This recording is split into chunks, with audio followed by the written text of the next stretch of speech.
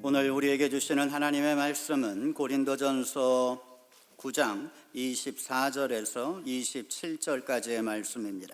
제가 가지고 있는 성경 신약 274페이지에 있는 말씀입니다.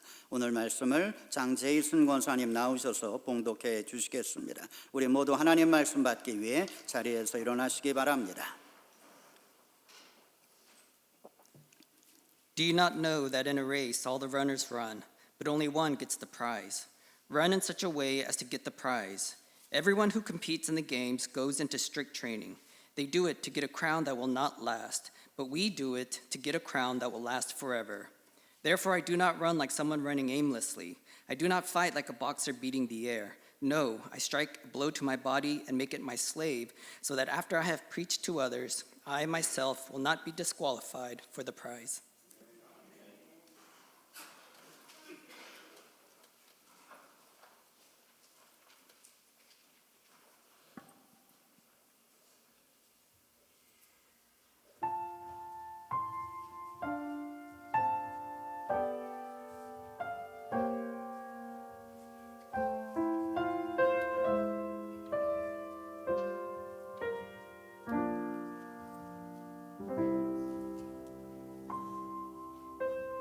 내가 사람의 방언과 천사의 말 할지라도 사랑이 없으면 아무것도 아니죠.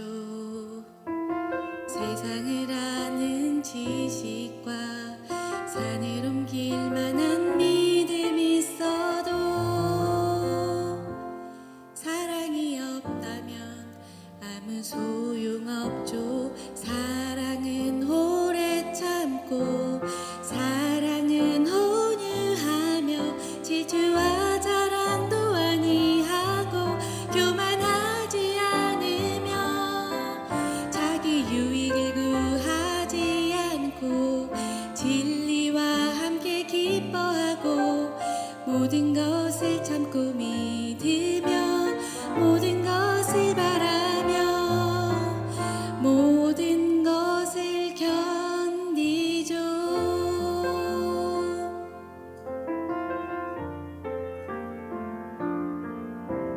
내가 사람의 방언과 천사의 말 할지라도 사랑이 없으면 아무것도 아니죠. 내일을 위한 열정과 내가 가진 모든 것 다 주어도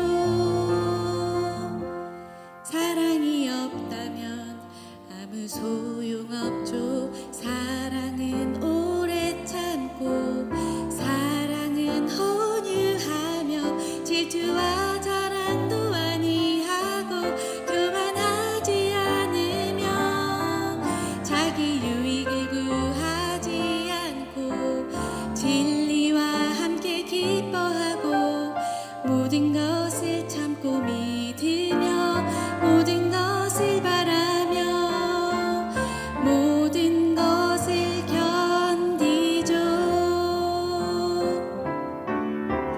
사랑은 오래 참고 사랑은 온유하며 질투와 자랑도 아니하고 교만하지 않으며 자기 유익을 구하지 않고 진리와 함께 기뻐하고 모든 것을 참고 믿으며 모든 것을 바라며 모든 것을 견디죠.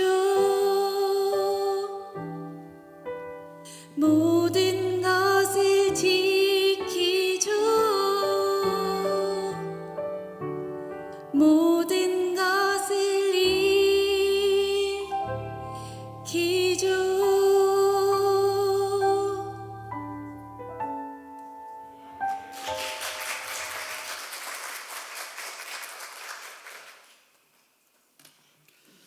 아름다운 찬양을 불러주신 박현아 집사님께 감사를 드립니다. 오늘은 무너진 성벽이라는 제목으로 함께 하나님 말씀을 나누겠습니다.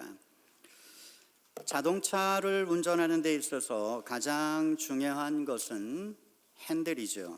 엔진에 대해서는 몰라도 됩니다. 자동차가 어떤 구조를 가지고 있는지 몰라도 됩니다. 하지만 핸들을 움직이는 데에는 정확해야 합니다. 자신이 가는 방향대로 핸들을 움직여 주어야만 합니다.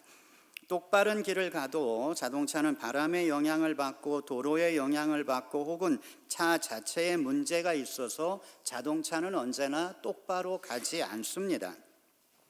방향이 잘못될 때마다 핸들을 움직여 주어야 합니다. 그래야 똑바로 달려갈 수 있는 것입니다.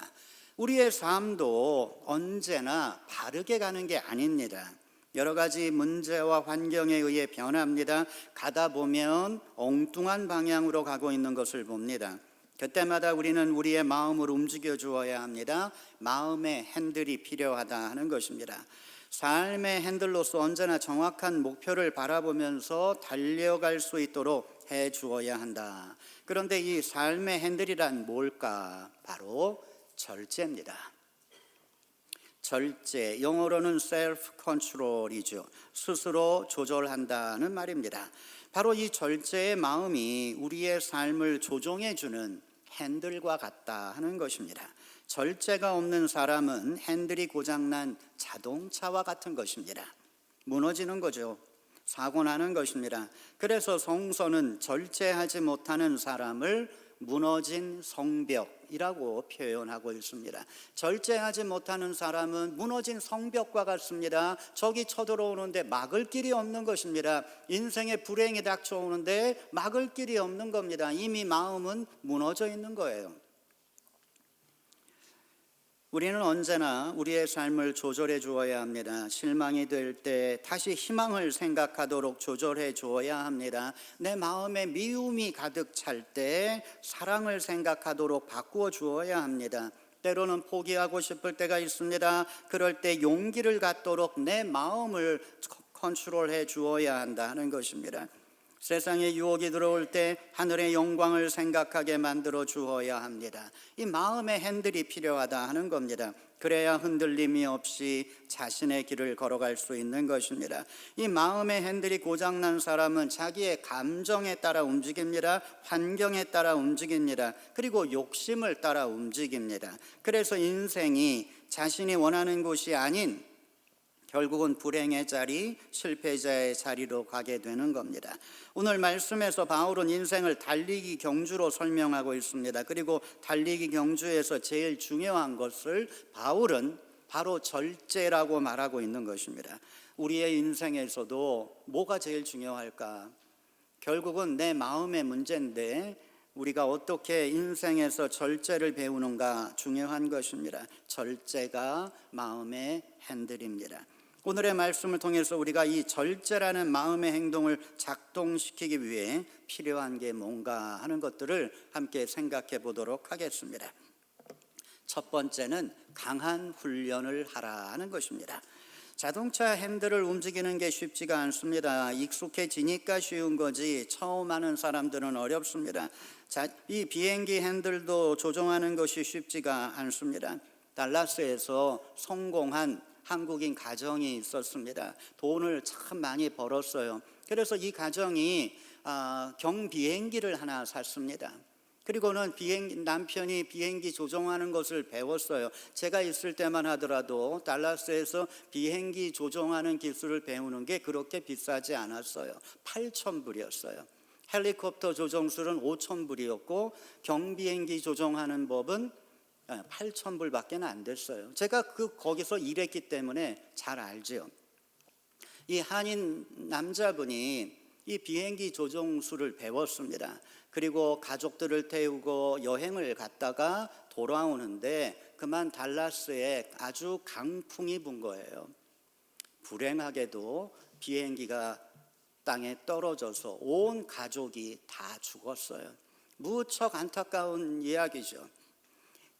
자동차를 운전하는 것처럼 비행기도 그럴 줄 알았던 거죠. 여러분, 비행기 운전하는 거는 자동차보다야 얼마나 힘들겠습니까? 운동선수들이 올림픽 같은 중요한 경기를 앞두고 연습을 합니다. 네, 충분한 연습을 해야 뭔가가 익숙해지는 거 아니겠습니까? 그야말로 선수들은 목숨을 걸고 연습을 합니다. 훈련을 하다가 목숨을 잃어버리는 선수들의 기사가 나기도 합니다. 선수들 그야말로 목숨 걸고 훈련합니다. 그 이유는 훈련과 승리는 언제나 비례하기 때문입니다. 연습량이 줄면 그 결과는 시합에서 나타나게 됩니다.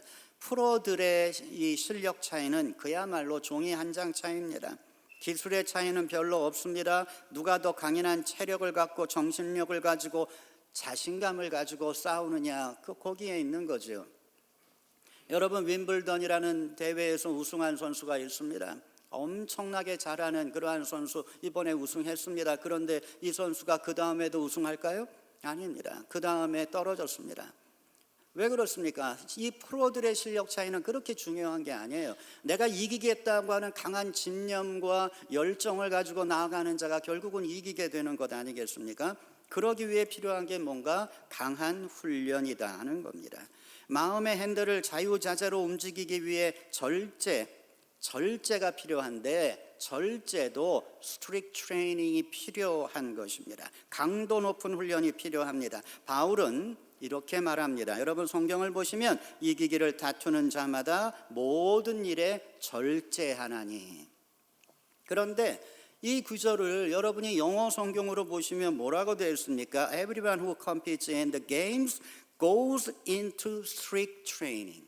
Goes into strict training.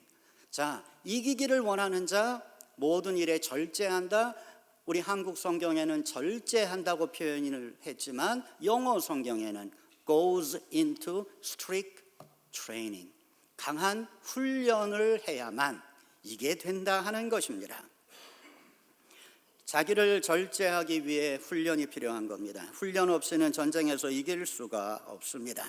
인생에서도 훈련이 없이는 승리할 수 없는 겁니다. 그래서 신앙인들에게 영적 훈련이 필요한 겁니다.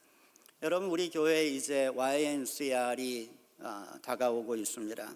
우리 교회가 주관이 되어서 지난 20년 동안 우리가 해왔던 YNCR, 이 YNCR은 그야말로 이 젊은 학생들에게, 중고등학생들과 대학생들에게 스트릭트 트레이닝이에요. 3박 4일을 정말 힘들게 트레이닝을 합니다. 만일 저보고 그 트레이닝에 참석하라고 그러면 못할 것 같아요. 너무 피곤하니까. 그러나 참여하는 학생들은 어때요? 너무 재미있어서 참여하게 되지요. 스트릭트 트레이닝. 자, 이게 왜 필요하냐? 스트릭트 트레이닝이 있어야 믿음이 성장합니다. 이거 없이 그냥 주일날 와서 예배만 드리고 돌아가면 성장하지를 않아요. 이러한 훈련들이 필요합니다. 여성교회가 여성교회 세미나 가는 거, 이거 별거 아닌 게 아니에요. 그 기간이 스트릭트 트레이닝이에요. 이런 걸 통해서 우리가 잘하는 것입니다. 우리 청년들에게는 YNCR이 트레이닝 기간이라고 볼 수 있다면, 우리 온 교우들에게는 우리 교회에서 하는 40일 전교인 새벽 기도가 트레이닝이에요. 트레이닝, 스피리추얼 트레이닝이죠. 이거를 하면 그때는 힘들어요. 왜 힘듭니까? 스트릭트 트레이닝이니까 힘들죠. 강한 훈련이니까 힘들죠. 이게 어떻게 안 힘들 수가 있겠어요. 그러나 하고 나면 믿음은 자라는 것입니다. 믿음이 부쩍부쩍 자라는 것입니다. 우리에게 우리 영적인 훈련, 이 시간이 우리들에게 필요한 겁니다. 요즘 왜 많은 그리스도인들이 믿음이 자라지 않을까?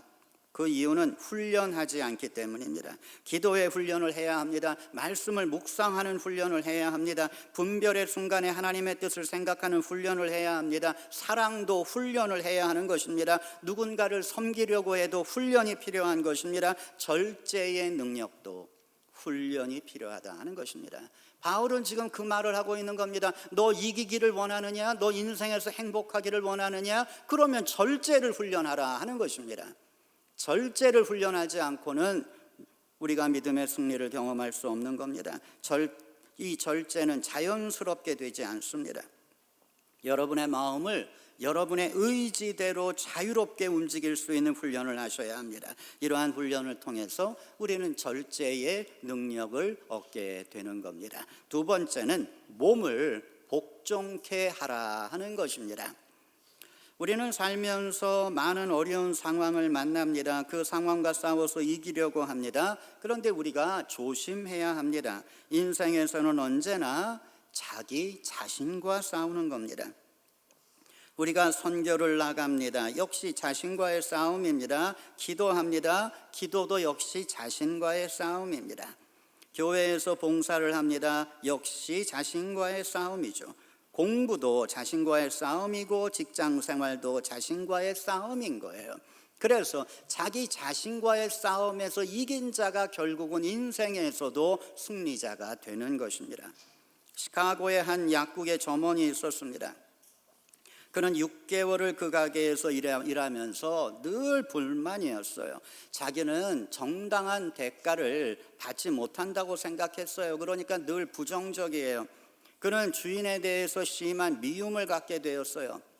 그래서 그 직장을 그만두겠다고 결심을 했습니다. 그런데 그만두기가 싫은 거예요. 그 주인이 너무 얄미운 거예요. 자기는 돈 잘 벌면서 어떻게 고용인에게 이렇게 대할 수 있나 화가 나는 거예요. 그래서 어떻게 하면 저 주인을 골탕을 먹이고 내가 그만을 둘까 이런 생각을 한 거예요. 그래서 혼자서 생각하기를 내가 2주 동안만 정말 열심히 일해봐야지.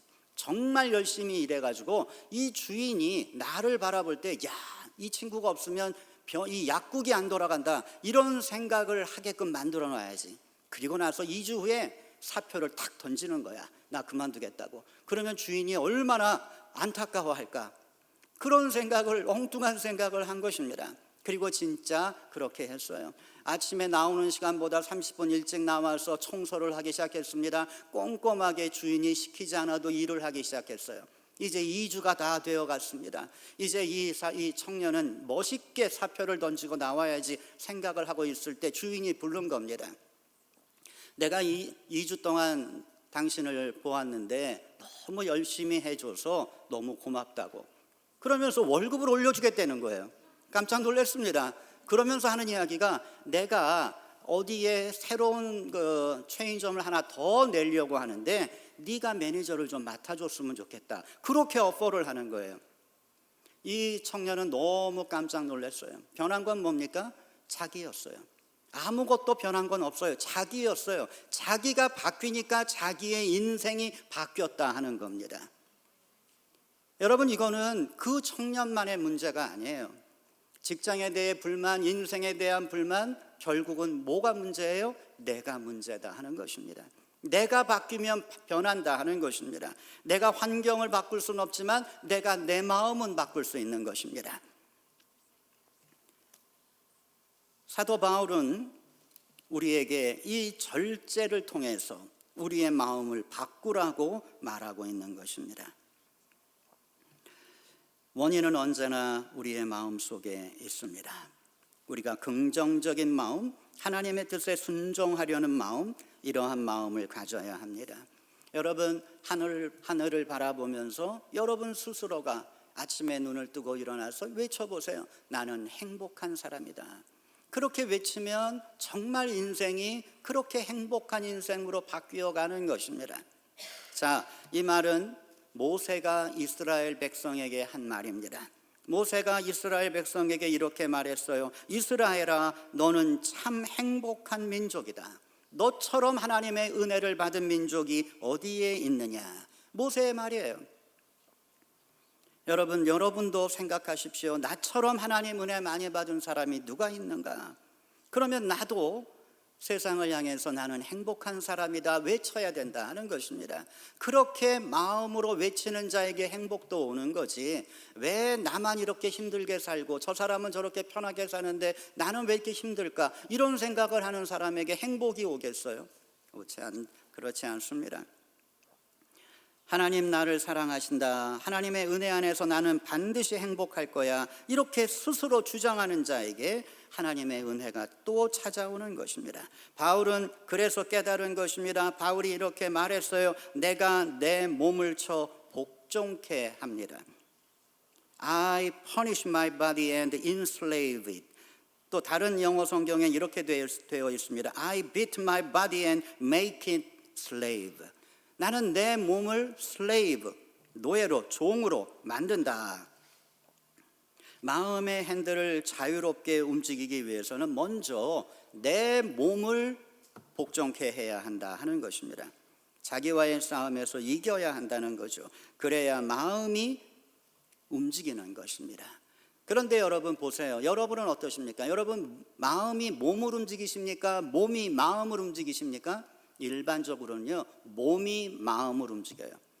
여러분 아침에 일어났는데 몸이 막 아프고 머리가 아프고 그럼 뭐 어떻게 해요? 여러분 하루가 다 힘들어지지 않아요? 이미 몸이 여러분의 마음을 움직여 가고 있는 거예요. 어려운 일이 생겼다, 어디가 좀 아프다, 네, 몸이 여러분을 움직여 가고 있어요. 그러면 행복할 수가 없어요. 내 마음이 몸을 움직여야 돼요. 내 마음이 몸을 움직일 때 몸이 좀 너무너무 아픈 것 같아요. 그래도 일어나서 나는 오늘 하나님이 주신 날을 아름답게 살 거야, 힘차게 살 거야, 몸에 이 모든 나를 힘들게 하는 거 다 물러가라, 예수님의 이름으로 명하노니 물러가라, 그렇게 외치고 시작하는 사람, 자기의 몸을 make it slave, 자기의 몸을 복종케 한다 하는 것입니다. 그러한 자가 절제를 얻는 것입니다. 여러분 우리가 하지 말아야 할 것 이상하게 알면서도 합니다. 고쳐야 할 것 알면서도 고치지 않습니다. 기도해야지 마음은 있지만 못합니다. 열심히 살아야지 생각은 하지만 못합니다. 왜 그럴까? 몸이 마음을 움직이기 때문이다 하는 것입니다. 여러분도 이것을 깨달으시고 여러분의 몸을 복종케 하세요. 할 수 있습니다. 하나님 그렇게 창조해 주셨어요. 그래서 마음으로 내 몸을 움직일 때 그게 절제가 되는 것입니다. 이러한 절제의 능력을 가진 자, 하나님의 도움을 받는 것입니다. 마지막으로 우리가 생각해야 될 건 끝까지 달려라 하는 것입니다. 최후의 승리자는 마지막까지 달리는 사람입니다.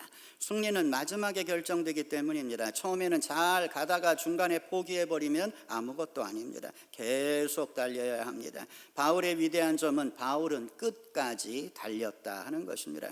그가 마지막으로 앞에 두고 힘들다고 달리는 것을 포기해버렸다면 그는 위대한 하나님의 종이 될 수가 없었을 겁니다. 그는 포기하지 않았어요. 쉬지 않고 뛰었습니다. 너희도 얻도록 이와 같이 다름질하라. 오늘 성경 말씀에 바울은 말하고 있어요. 이번에 우리가 몽골 선교를 또 갑니다. 몽골 선교 초창기에는 미국에서 많은 교회가 몽골 선교에 뛰어들었습니다. 그 이유는 2003년에 하와이에서 우리 연합감리교 한인교회들의 총회가 있었습니다. 그때가 한인교회가 미국에 세워진 지 100년이 되는 해였습니다. 그래서 우리가 모여서 결정하기를 이제는 우리 한인교회도, 미국에 있는 한인교회도 전 세계 중에 한 나라를 선택해서 선교를 하자. 그래서 그때 결정된 나라가 몽골이었다 하는 겁니다. 그래서 저희 교회는 그 다음 해에 저하고 김 장로님하고 둘이 답사를 들어가면서 몽골 선교를 출발하게 됐어요. 그때는 여러 교회가 몽골 선교의 출발을 같이 했습니다. 그런데 지금 와서 보면 몽골 선교에 참여하는 교회 거의 없어요. 미국에 있는 교회들 중에 아직까지 몽골 선교를 열심히 하는 교회는 우리 교회가 유일합니다. 왜 그럴까? 너무 힘드니까. 이 멕시코 선교, 남미 선교는 가깝잖아요. 그런데 몽골 가려면 얼마나 힘들어요. 저희가 처음 몽골 갈 때 비행기가 서울까지 다이렉트도 없었어요. 그러니까 우리는 여기서 달라스를 가서 달라스에서 도쿄로 가고 도쿄에서 또 서울로 가고 서울에서 다시 비행기를 타고 몽골에 들어갔어요.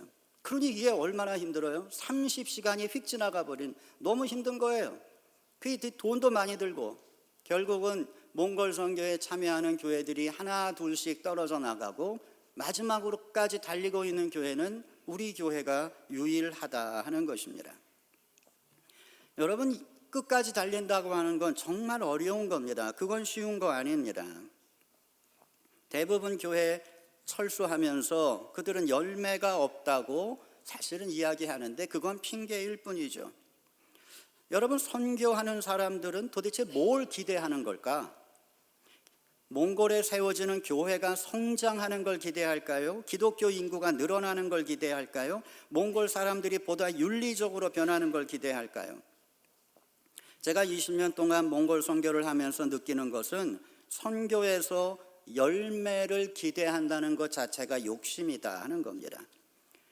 그 정도 해서 열매를 본다면 누가 안 하겠습니까? 그런데 이러한 질문을 몽골에 하는 게 아니라 미국에 한번 해보세요. 미국 교회는 성장하나요? 미국 교회는 사회 질서를 잘 지키며 살아가나요? 미국 교회도 이 질문에 답을 못해요. 그렇게 못 사니까. 이 시대에 믿음의 열매를 보는 것 자체가 어려운 일이 아닌가. 선교지만 어려운 게 아니라 한국도 어렵고 미국도 어렵고 다 이 질문에 답을 못한다는 것입니다. 선교의 열매는 더욱 그런 거죠. 선교의 열매는 선교하는 사람들의 때에는 나타나지 않을 수도 있습니다. 열매는 하나님의 때에 맺히는 겁니다. 그래서 선교하는 사람들에게 필요한 건 계속 달려갈 수 있는 그 절제의 마음이다 하는 것입니다. 장애물이 나오면 뛰어넘고 앞이 보이지 않으면 돌아서라도 또 하나님의 뜻이 나타날 때까지 기도하면서 계속 기다리면서 끝까지 달려가겠다고 하는 의지와 용기가 필요한 것입니다. 며칠 전에 졸업식에 참여했습니다. 근데 졸업식에 무슨 그렇게 연설하는 사람이 많은지, 그 연설이라는 게 솔직히 졸업하는 학생들에게 좋은 인생의 조언을 해주는 거 아니겠어요? 아니 그러면 한 명이면 족하지. 뭐 연설을 그렇게 많이 하는지, 그렇게 여러 연설을 들으면 남는 게 없지 않을까요? 여러분 한번 생각해 보세요. 예배를 드리는데 설교자가 한 5명 나와서 설교를 한다고 생각해 보세요. 그 뭐가 기억에 남겠어요? 언제 끝나나 언제 끝나나 이 생각만 하지 않겠어요? 그래서 제가 참석했던 이 졸업식이 그래요. 아니 뭔 놈의 연설이 그렇게나 많은지. 근데 대부분 그 연설의 내용들을 보면 뭐 여러 가지 이야기를 하지만 포기하지 말아라, 이 메시지가 그래도 제일 많아요. 포기하지 말아라. 근데 그 연설을 듣다가 저는 갑자기 처칠의 고등학교 졸업식 연설이 생각이 났습니다. 처칠은 2차 대전의 영웅이잖아요. 2차 대전이 끝나고 처칠이 은퇴를 했습니다. 그리고 모교의 졸업식에 연설을 부탁받고 갔어요. 수많은 사람들이 모여 있었고 그들은 2차 대전의 영웅인 처칠이 무슨 이야기를 할까 기대하는 마음으로 처칠을 바라봤어요. 늙은 처칠이 뚜벅뚜벅 걸어 나와서 연설을 시작했습니다. 그 처칠의 연설은 Never give up, never, never. 그리고는 돌아서 들어갔어요. 많은 사람들이 처칠의 이 연설이 역사상 가장 위대한 연설 중에 하나라고 이야기합니다. 자, 3마디로 끝낼 수 있는 메시지를 왜 다른 사람들은 10분, 20분씩 할까? 아무도 기억을 못 하는데. 그런데 처칠의 연설은 저도 기억하잖아요. Never give up, never, never. 여러분도 다 기억하실 거예요. 자, 그 자리에 모였던 모든 졸업생들, 모든 가족들 모두가 다 처칠의 연설을 기억하고 돌아간 거예요. 그래, 내 인생 포기하지 말아야지. Never give up. 자, 오랫동안 이야기해야 효과가 있는 거 아닙니다. 임팩트 있게 한마디만 해도 효과는 있는 거예요. 그래서 제가 설교를 짧게 할까 하는 생각을 합니다. 우리 목사들이 착각하는 것도 그거예요. 설교를 길게 해야 실력이 있다고 생각하는 거예요. 아니거든요. 짧게 해도 임팩트가 있으면 되는 건데 이상하게 짧게 하면은 뭔가 아쉬운 거예요. 그래서 아쉬울 때 끝내자 하는 그러한 생각을 합니다. 여러분, 인생 포기하지 말아야 합니다. 우리의 마음의 핸들, 우리에게 왜 필요한가? 포기하지 않기 위해 필요한 것입니다. 인도의 기독교에 놀라운 업적을 남긴 영국 선교사 윌리엄 켈리라는 사람이 있습니다. 이 사람의 인생 바울처럼 끝없는 달리기의 연속이었습니다. 이 윌리엄 켈리는 원래 구두 공장의 직원이었어요. 근데 하나님의 은혜를 경험하면서 내가 인도 선교사로 나가겠다는 꿈을 꾸기 시작했어요. 그런데 이 신발 가게 직원이 사실 무슨 공부를 했겠어요? 그래서 그 결심을 한 다음부터 그가 공부를 시작했습니다. 헬라어를 공부하고 히브리어를 공부하면서 그가 선교사 준비를 했어요. 오랜 시간 동안 이 공부를 끝낸 이후에 그는 인도로 파송받아 가게 되었습니다. 인도로 가서 그가 한 일은 뭔가? 내가 여기서 뭘 할 수 있을까? 먼저 인도어를 배우게 되고 인도어로 성경을 만들어서 이들에게 주어야 되겠다. 이게 나의 사명이다. 이런 생각을 하면서 그가 준비했던 건 인도로 영어와 인도의 사전을 만들고 그 사전을 통해서 영어의 성경을 인도어로 바꾸는, 그러니까 그가 생각한 건 25년의 그 선교지를 생각한 거예요. 25년은 되어야 이게 작품이 나오겠다 이런 생각을 하고 25년을 헌신하기로 마음에 결심을 한 거죠. 그리고 정말 25년쯤 흘렀을 때 다 끝난 거예요. 인도어 성경이 완성이 된 거예요. 얼마나 기뻤겠어요. 영국에서 자기를 파송해 줬던 교회에서 출판기와 인쇄를 다루는 기술자까지 보내주면서 드디어 인도어 성경이 나오게 되는 거죠. 그런데 그날 밤에 그 집에 불이 난 거예요. 그래서 평생을 준비해 놨던 그 인도어 성경 원본 자체가 다 불타버린 거예요. 얼마나 낙담이 되겠습니까? 그 다음날 아침에 윌리엄 켈리가 일어나서 하나님 앞에 기도합니다. 하나님, 아직 저에게 다시 시작할 수 있는 용기가 남아있음을 감사드립니다. 그렇게 기도하고 다시 시작한 거예요. 그 지루한 작업을 다시 시작했습니다. 그리고 오랜 세월이 지난 이후에 그는 두 번째 인도 성경을 만들어내게 되었습니다.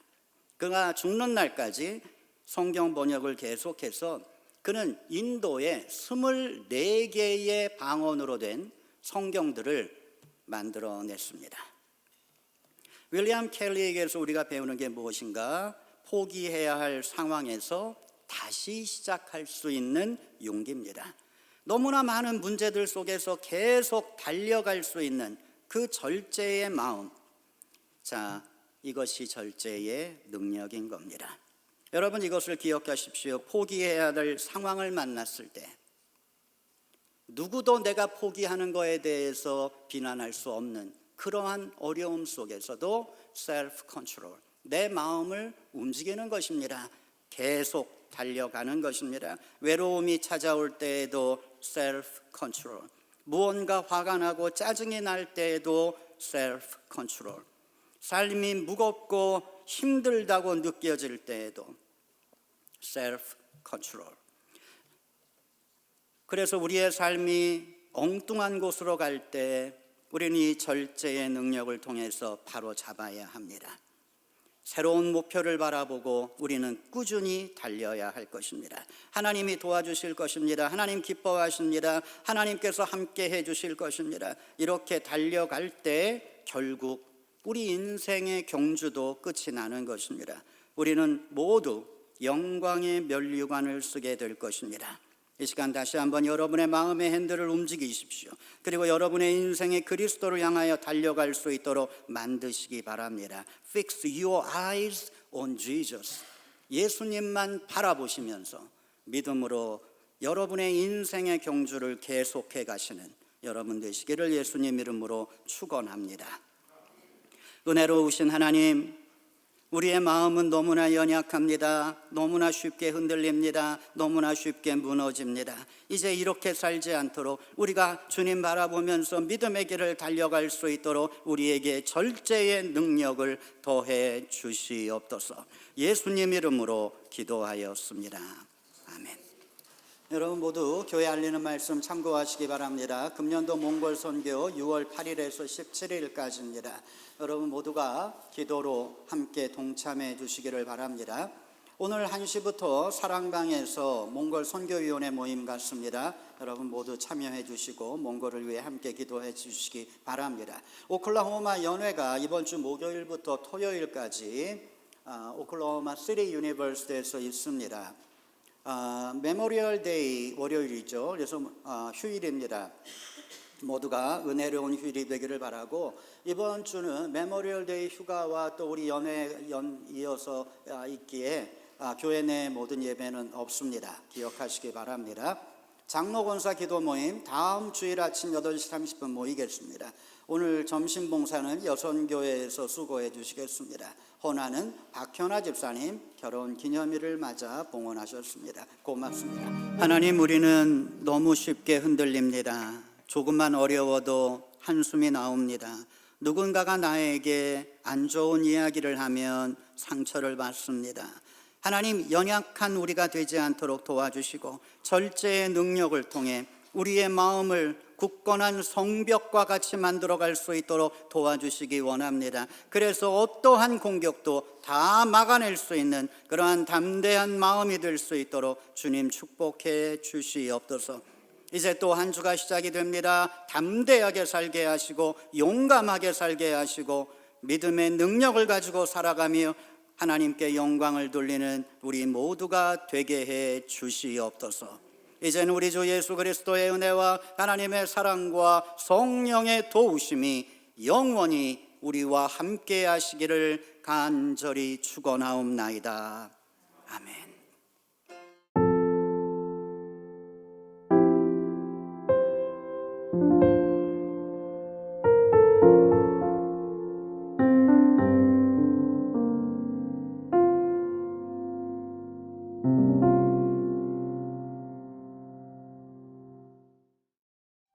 주